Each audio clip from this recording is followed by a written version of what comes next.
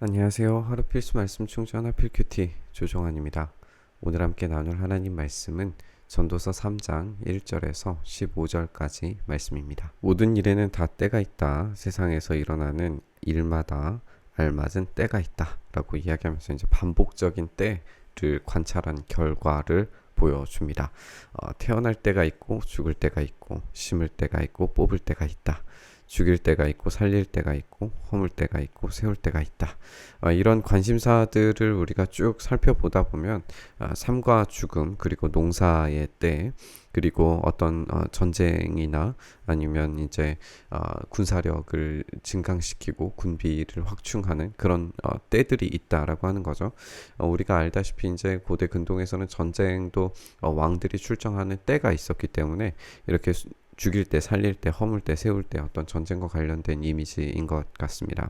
울 때가 있고 웃을 때가 있고 또 통곡할 때가 있고 기뻐 춤출 때가 있다. 이런 감정적인 것도 때가 있고 돌을 흩어버릴 때가 있고 모아들일 때가 있고 껴안을 때와 껴안을 것을 삼갈 때가 있다. 라고 하는 어떤 건축과 또 뭐 사랑에 대한 이야기 뭐 이런 것들도 있는 것 같고요.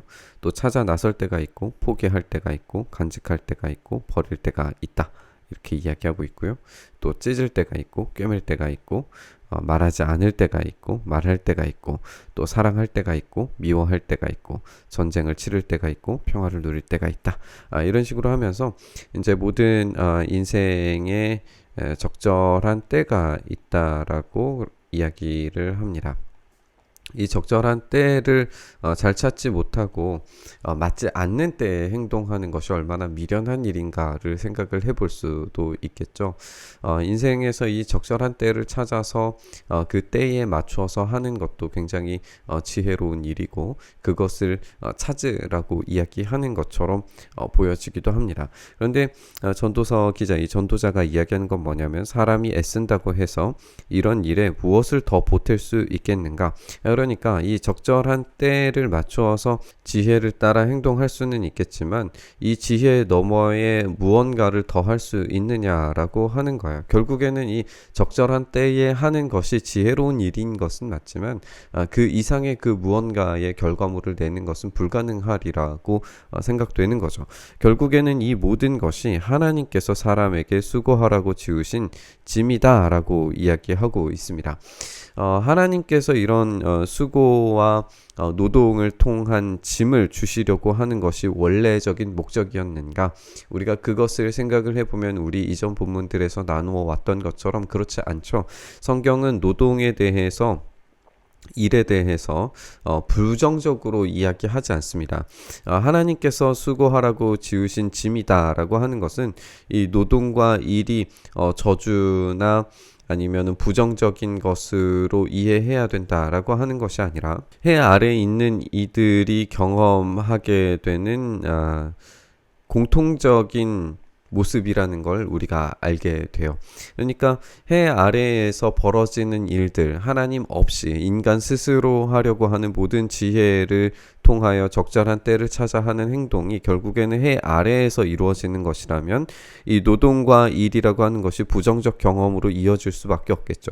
그렇다면 이 노동과 일이 부정적인 경험을 넘어서서 참된 의미와 목적을 찾기 위해서는 해 아래에서 벌어지는 것을 벗어나야 된다는 걸 우리가 알게 됩니다. 그렇기 때문에 우리의 일상성, 우리가 매 번마다 이 때에 적절한 때를 찾아가면서 지혜롭게 행동하는 모든 행위에 넘어서 해 위에 계신 분께서 해석해 주시는 그 때를 찾지 못한다면 인생은 아무리 그 안에서 즐거움과 쾌락과 보람을 느끼려고 한다고 하더라도 한계를 맞을 수밖에 없다는 걸 우리가 알게 되는 거죠.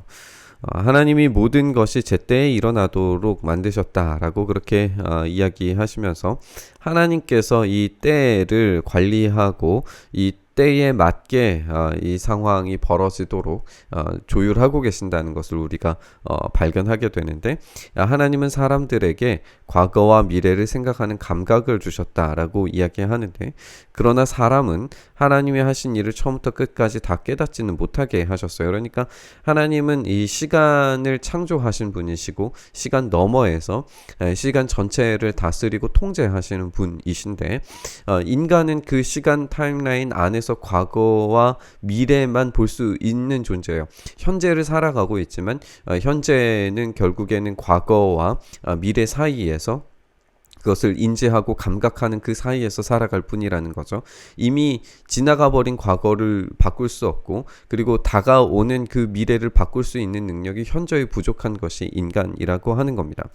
하나님께서 하시는 일은 그러나 이 과거와 미래의 모든 시간의 타임라인들을 다스리고 계시기 때문에 하나님께서 하시는 일, 그 때를 우리의 인간의 어떤 한계적인 시각에서 모두 다 파악하는 것은 불가능합니다. 그렇기 때문에 전도자는 깨닫기를, 기쁘게 사는 것, 살면서 좋은 일을 하는 것, 사람에게 이보다 더 좋은 것이 무엇이냐. 그러니까 이 해 아래에서의 삶에서 중요한 것은 무엇이냐 하면 기쁘게 살면서 좋은 일을 하는 것, 이것을 최대치로 경험하는 것이 최선이라는 거예요.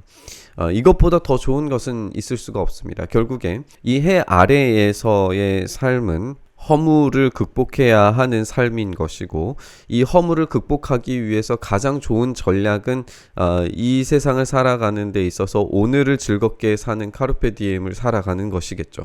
그래서 오늘을 충실하게 기쁨으로 살아가는 것, 이것이 해 아래에서의 최고의 이 삶의 방식이라고 생각을 해볼 수 있을 겁니다. 사람이 먹을 수 있고 마실 수 있고 하는 일에 만족을 누릴 수 있다면 이것이야말로 하나님이 주신 은총이다. 그러니까 먹고 마시고 하는 일에 만족을 누리는 것, 그것을 누릴 수 있도록 이 하나님께서 주시는 그 은총에 따라서 살아가라 라고 그렇게 우리가 읽기도 하겠지만, 사실상 하나님이 주시는 은총은 두 가지의 방식으로 이루어진다는 것을 우리가 염두에 둬야 됩니다. 하나는 하나님께서 특별하게 주시는 특별한 은총이 있고, 그리고 하나님께서 일반적으로 온 우주에게 시해 주시는 일반 은총이 있습니다.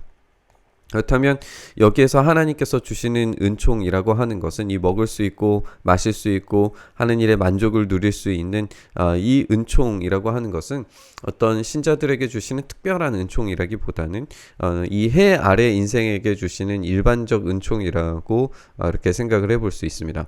그러면 이 해 아래에서도 이런 것들을 누릴 수 있는 삶이 어느 정도는 가능하다는 것을 발견하게 되는 거죠. 그러나 우리가 이제 전반적인 이야기의 내용들을 우리가 구성들을 살펴보면은 그 하나님의 때에 맞춰서 살아가는 것이 궁극적으로는 최고일 텐데, 인간은 그 하나님의 때를 발견할 수 없기 때문에 오늘 하루만이라도 이 먹을 수 있고 마실 수 있고 하는 일에 만족을 누릴 수 있는 이 일반 은총으로 만족할 수 있다면 그것으로 좋은 것이다 라고 하는 굉장히 한계적인 은혜와 복을 이야기하고 있다는 걸 우리가 생각을 해볼 수 있을 것 같아요. 나는 이제 알았다. 하나님이 하시는 모든 일은 언제나 한결같다. 여기서 이 한결같음이라고 하는 것은 이 반복적인 이 우주의 움직임이라고 생각할 수 있습니다. 우리가 전도서 1장에서 함께 나눴던 것처럼 이 세상은 변함이 없이 그대로이고 해가 뜨고 지는 것이 늘 언제나 반복적으로 이루어지고, 그 안에 채워지려고 하는 모든 물과 바람의 움직임들이 변화무쌍하게 이루어지지만 그 안에서 결국에는 아무것도 채워짐 없이, 그리고 아무것도 변함 없이 아무것도 채울 수 없는 해 아래 인생에서의 한계성을 이야기했었죠. 여기에서도 마찬가지예요. 하나님이 하시는 모든 일은 언제나 한결같다라고 하는 것은 이 한결은 아마도 우주의 반복을 이야기하는 것일 것이고, 거기에다가는 누가 보탤 수도 없고 뺄 수도 없다라고 하는 말이 이제 1장에 나왔던 그 허무함의 이유와도 연결되는 것으로 우리가 생각을 해볼 수 있습니다. 그렇기 때문에 하나님께서 이렇게 하시기 때문에 사람은 거기에다가, 그 때에다가, 그 방식에다가 그 어떤 것도 더할 수도 없고 뺄 수도 없기 때문에 두려워할 수밖에 없는 거예요. 자기 것이 아무것도 남을 수 없는 결과적 허무로, 헛된 것으로 결론지게 될까봐 그것이 이제 두렵게 되는 거죠. 지금 있는 것은 이미 있던 것이고 앞으로 있을 것도 이미 있는 것이다 라고 하면서 이제 이런 반복에 대해서 다시 이야기하면서 하나님은 하신 일을 되풀이 하신다 라고 그렇게 말하고 있습니다. 이것을 통해서 우리가 생각을 해보게 되는 것은 결국 해 아래 인생에서의 만족감이라고 하는 것이 얼마나 한계적인가, 그 즐거움이 일반적인 은혜로 주어지는 것이지만 이것을 뛰어넘는 은혜가 과연 존재하는가 질문하게 되면서 그렇다면 이 한계성 안에 살 수밖에 없는 인간의 존재가 얼마나 무력한가를 생각하게 되는 것 같습니다. 이렇게 우리의 때가 있고 하나님께서 그 때를 다스리고 계시지만 인간은 그 때를 제대로 파악하지 못해서 결국에 한계를 가진 어느 정도 적당한 은혜만을 만족하며 살아가는 것이 에덴 이후의 한계라는 걸 우리가 생각을 하게 됩니다. 그러나 이제 우리는 이 한계를 벗어날 수 있는 이유와 또 방향성이 생겼습니다. 그건 뭐냐면 하나님께서 그 때와 시간을 우리에게 예고하셨고 그 때와 시간의 종말에 대해서 우리에게 알려주셨다라는 겁니다. 예수님께서 오시는 그 때가 되면, 그러니까 해 위에 계신 분께서 이 해 아래의 세상을 완전히 뒤바꾸시는 새로운 재창조의 사건이 우리에게 이루어지게 되면 그 이후에는 우리가 지금에서의 만족에 머무르지 않는 영원한 만족을 누릴 수 있는 그 때가 반드시 온다라고 그렇게 약속하신 것을 우리가 기억해야 합니다. 그 최종적 완성 예수님께서 오실 때에 이 때가 가지고 있는 한계, 하나님께서 그것들을 반복하고 계시는 이유와 목적, 그 질서, 그 완성됨을 우리는 바라볼 수 있게 될 겁니다. 그것을 놓고 우리가 함께 기도했으면 좋겠습니다. 여기에서 하나님께서 하시는 일을 되풀이 하시는 것은 결국에 일반적 은총에 따른 결과라고 함께 나눴습니다. 그렇다면 하나님께서 이 특별하신 은총, 예수 그리스도를 이 땅에 보내셨고 또 다시 보내시는 그 때에 있어서도 하나님께서 신실하실 것이라는 그 기대감 또한 우리가 생각해 봐야 합니다. 하나님께서 분명히 그 일을 하실 겁니다.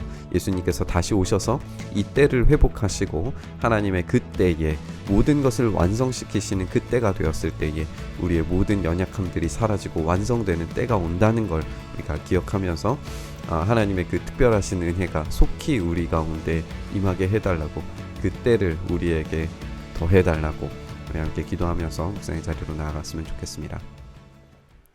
주님, 그렇습니다. 우리는 한계적인 존재들입니다.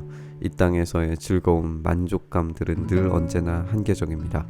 주님께서 주시는 그 즐거움과 기쁨이 없이는 우리는 도무지 만족할 수 없는 존재들입니다. 그러니 주님, 어서 우리에게 주님의 때를 보이셔서 주님의 일하시는 그 때가 우리에게 경험되어서 하나님께서 주시는 참된 만족으로 인하여서 참된 기쁨과 참된 감사와 참된 행복을 누리도록 주여 은혜 더하여 주시옵소서. 그렇게 오늘도 하나님의 때를 이루어 가시기를 간절히 소망하고 바라며 우리 주님 예수님 이름으로 기도드리옵나이다. 아멘.